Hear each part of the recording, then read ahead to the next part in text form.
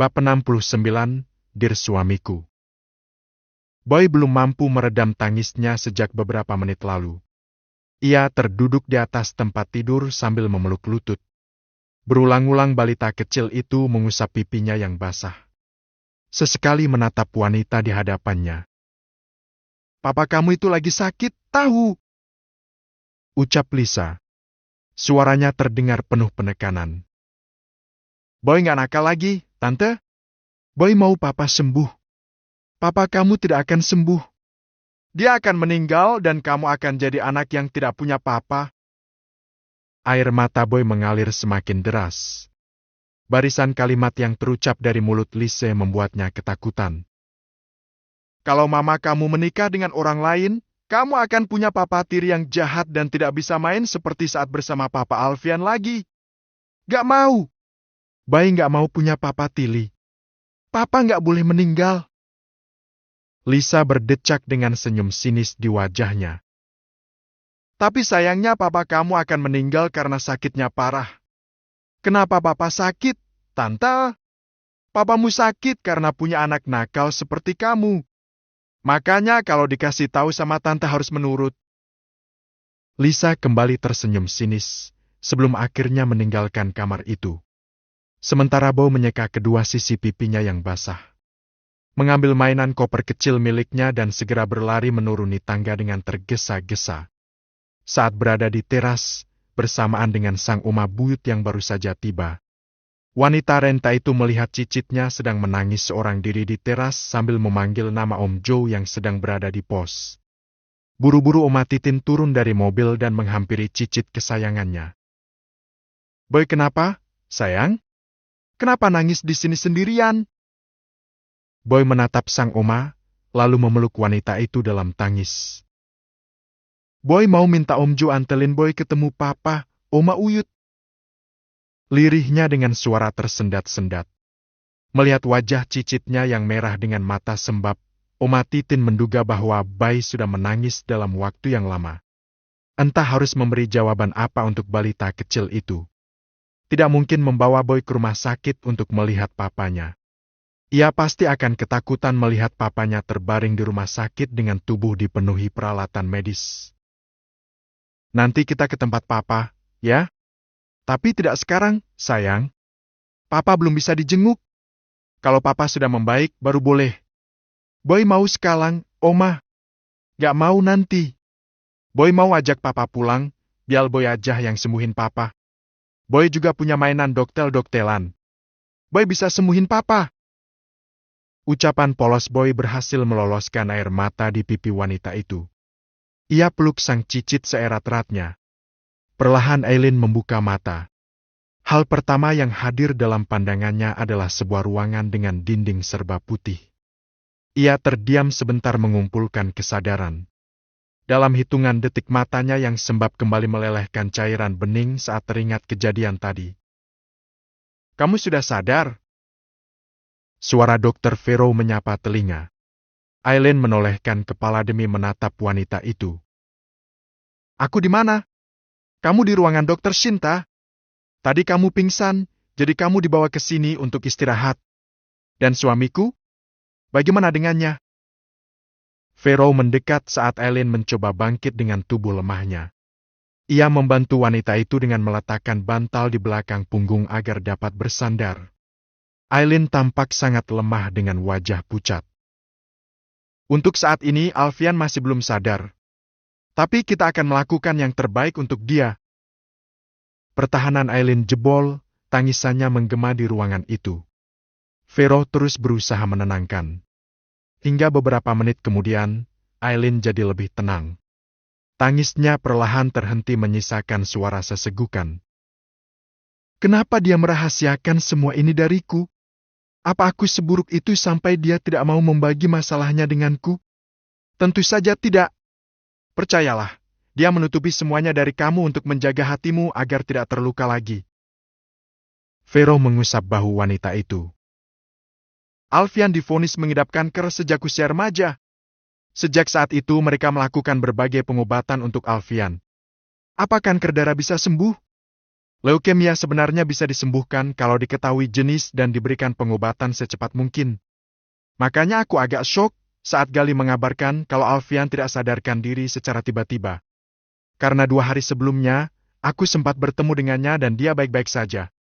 Kesehatannya juga jauh lebih baik dari sebelumnya meskipun terkadang dia masih mengalami gejala sakit. Hasil pemeriksaan Alfian yang terakhir menunjukkan bahwa sel kankernya hampir hilang dan dia bisa sembuh total. Aku benar-benar optimis Alfian bisa sembuh. Hanya saja keadaan belakangan ini memicu stres dan lelah, sehingga kondisinya kembali memburuk. Gumpalan rasa bersalah terasa semakin membesar di hati Aileen. Sudah pasti yang membuat Alfian stres adalah memburuknya hubungan mereka belakangan ini. Apa masih ada upaya untuk bisa menyelamatkan suamiku? Untuk sekarang kita hanya bisa berdoa. Alfian sedang berjuang untuk bertahan, dan yang harus kamu lakukan adalah terus berdoa dan memberinya semangat. Kamu dan Boy adalah imun terbaik bagi Alfian. Kalau begitu aku mau ke ruangan suamiku sekarang. Boleh, kan? Boleh, tapi tunggu Dokter Santi sebentar. Setidaknya kamu harus diperiksa untuk memastikan kondisi kehamilanmu. Trimester pertama itu cukup rawan. Aileen pasrah. Memang, ia merasa tubuhnya sekarang terasa sangat lemas, seperti tak bertenaga. Dalam hitungan menit, seorang dokter wanita muncul dari balik tirai pembatas ruangan dengan senyum ramah. Sudah sadar, ya? Ucap sang dokter. Iya, Shin. Tolong periksa dulu, ya? Takutnya ada apa-apa dengan kehamilannya. Aku bisa dimarahi suaminya kalau dia sadar. Demi mengurangi ketegangan, Vero berusaha melontarkan candaan. Dokter ahli kandungan itu kemudian membantu Aileen untuk berbaring dan mengoles gel ke permukaan perut. Sebuah alat ia geser di sana, lalu menatap layar monitor. Wah, kantong plasentanya ada 2. Ini kehamilan kembar. Ucap sang dokter dengan senyum di wajahnya. Aileen merasa terkejut sekaligus takjub. Matanya memperhatikan ke layar monitor. Ada 2 bentuk kantung kecil menyerupai kacang polong di sana. Vero turut memperhatikan gambar pada layar monitor. Selamat ya, Aileen. Aku ikut senang mendengar berita bahagia ini. Aileen masih diam. Bola matanya yang sembab kembali basah oleh air mata. Andai saja Mas Alfian sadar dan melihat ini, dia pasti akan menjadi orang yang paling bahagia. Gumam Aileen dalam hati. Masih segar dalam ingatannya beberapa waktu lalu, saat mereka melakukan perjalanan bulan madu ke luar negeri. Saat sedang makan es krim di salah satu kedai es krim terkenal di Paris, Alfian sempat melihat sepasang anak kembar dan mengucapkan keinginannya untuk punya anak kembar. Sekarang, harapan itu terwujud. Namun, Alfian harus terbaring dalam keadaan tak sadarkan diri. Aileen merasakan lemas pada kakinya saat memasuki sebuah ruangan di mana suaminya terbaring dalam keadaan tak sadarkan diri. Wajah pucat Alfian benar-benar menyayat hatinya. Istri mana yang tidak akan hancur melihat belahan jiwanya terbaring lemah dengan banyak alat medis yang terpasang pada tubuhnya. Membuat Aileen seperti kehilangan semua tenaga. Hampir saja ia jatuh jika tidak berpegang di ujung tempat tidur. Ia menarik sebuah kursi dan duduk tepat di samping suaminya. Jika saja bisa, ingin rasanya ia memohon kepada Tuhan agar dirinya saja yang terbaring di sana, bukan Alfian. Mas, kamu masih bisa dengar aku, kan? Tangannya yang gemetar terulur membelai puncak kepala, kemudian membenamkan ciuman di kening. Lalu merebahkan kepalanya di bahu sang suami dengan begitu manja. Sama seperti yang ia kerap lakukan selama ini. Maafin aku, Mas. Maafkan ketidaktahuanku akan kondisimu. Aku tidak marah. Aku hanya merasa kecewa sama kamu. Apa artinya kebersamaan kita selama 4 tahun ini kalau kamu masih merahasiakan sesuatu dari aku? Kenapa kita tidak bisa seperti pasangan lain yang saling terbuka? Kenapa kamu masih tidak percaya padaku? 4 tahun lalu, kamu menghalalkan aku dengan menyebut namaku dalam ijab kabulmu. Kamu sudah berjanji akan menjagaku. Tapi sekarang, apa kamu akan pergi meninggalkan aku dan anak-anak kita? Ayo bangun! Jangan hukum aku seperti ini. Kamu bilang mau menua bersamaku, kan? Ia mengguncangkan bahu suaminya. Pelan sekali. Kemudian meraih pergelangan tangan sang suami. Ia letakkan tangan itu di perutnya yang masih rata. Di sini ada anak kamu. Apa kamu akan membiarkan aku menjalani kehamilan ini sendirian lagi? Apa kamu akan membiarkan mereka tumbuh tanpa papanya? Kamu harus tahu aku hamil anak kembar. Apa aku sanggup membesarkan mereka seorang diri? Aku harus bilang apa pada Boy nanti kalau dia menanyakan papanya? Ayo, bangun dan hukum aku dengan cara yang lain. Aileen kembali memeluk sang suami dalam keheningan. Hanya isak tangis yang terdengar di sana.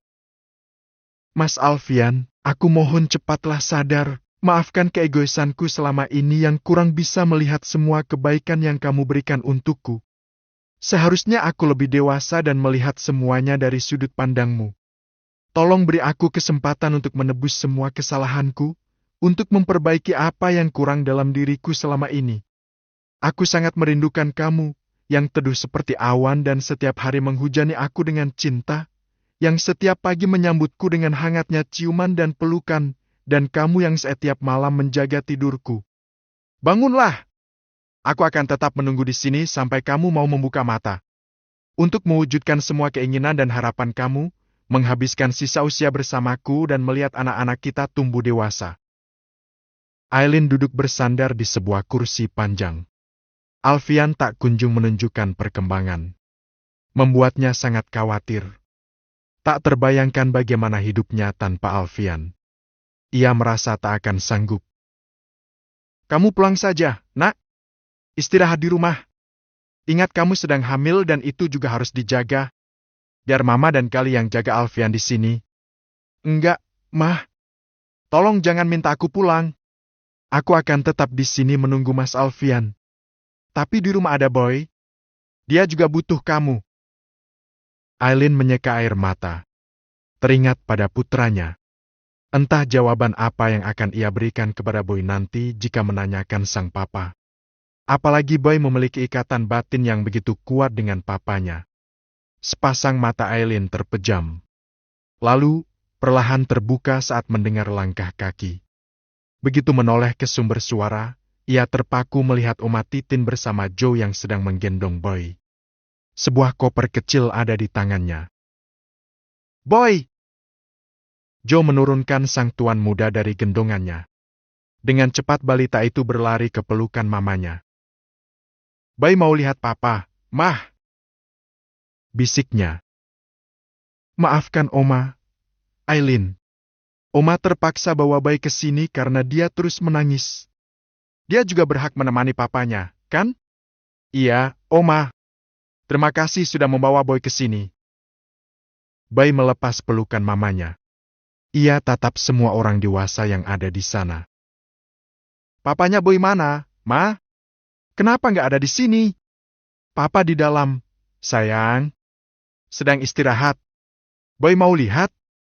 Mau? Aileen meraih tubuh kecil itu dan menggendongnya di depan jendela kaca. Dari sana Boy dapat melihat papanya terbaring. Kenapa papa bobok, Ma? Papa sedang istirahat, sayang. Jawabnya sambil menurunkan putranya dari gendongan. Boy mau masuk temenin papa. Ya sudah, mama temani ke dalam, ya? Tawar Aileen sembari mengulurkan tangan. Gak mau! Tolak bau diiringi gelengan kepala. Memasang tubuh mungilnya di ambang pintu agar tidak ada seorang pun yang masuk ke ruangan sang papa. Kenapa? Boy mau lihat papa, kan? Mau, tapi mama jangan ikut. Lirih sang anak gurita. Aileen, Mama Fanny dan Oma saling melirik satu sama lain. Kenapa mama nggak boleh ikut? Soalnya ini rahasia Boy sama papa. Mama, Oma, Om Gali sama Oma Uyut nggak boleh tahu. Manik hitamnya memindai orang-orang dewasa di hadapannya secara bergantian. Tangan kecilnya ia rentangkan sebagai tanda larangan untuk melintas. Senyum tipis terbit di wajah sedih sang Oma. Ia belai puncak kepala cucu kesayangannya. Setiap tingkah Boy mengingatkannya pada Alfian semasa kecil. Ya, Boy adalah duplikat sempurna Alfian dalam bentuk kecil. Semua yang ada dalam diri Boy sama persis seperti Alfian. Karakter, fisik, bahkan kebiasaannya. Memangnya Boy nggak takut, sayang? Tanya sang oma. Enggak, Oma. Boy punya rahasia sama Papa. Ya sudah, sayang. Boy boleh masuk? Ucap Aileen. Selama beberapa detik, si kecil Boy tampak ragu. Begitu pintu kaca itu terbuka, ia meminta koper kecil miliknya dari tangan Joe. Kemudian terdiam sejenak dengan mata tertuju ke dalam ruangan. Namun, melihat sang papa terbaring di ranjang pasien membuatnya segera mengayunkan kedua kakinya. Boy terpaku memandangi sang papa yang terbaring dengan wajah pucat. Ada banyak selang yang terhubung ke tubuh papanya, membuat bocah kecil itu bertanya-tanya dalam hati tentang apakah yang sedang terjadi terhadap papanya. Balita seusia dirinya, tentu saja belum memahami apapun yang dialami orang dewasa. Satu-satunya yang terlintas dalam pikirannya sekarang hanyalah papanya sedang sakit dan harus minum obat yang banyak. Papa! Lirih Boy. Cairan bening menggenangi bola matanya. Memberanikan diri, ia melangkah semakin mendekat. Meletakkan koper kecilnya ke atas meja, lalu berpegang pada ujung tempat tidur agar dapat naik ke sebuah kursi untuk bisa duduk di samping sang papa. Tangan kecilnya meraih tangan sang papa. Susah payah ia mengangkat tangan lebar itu dan mencium punggung tangannya, seperti yang selama ini ia lakukan jika akan berangkat atau baru pulang dari sekolah. Membuka koper, ia mengeluarkan beberapa benda dari dalam. Mainan robot-robotan yang terakhir mereka mainkan bersama, ia rebahkan tepat di sebelah sang papa. Lalu mainan stetoskop ia lingkarkan pada lehernya, persis seperti seorang dokter. Boy bawa mainan buat papa. Sekarang Boy mau kalah dari papa, biar papa aja yang menang pelang-pelangan. Hening. Tak ada respon dari sang papa. Membuat si kecil Boy menciumi pipi papa guritanya.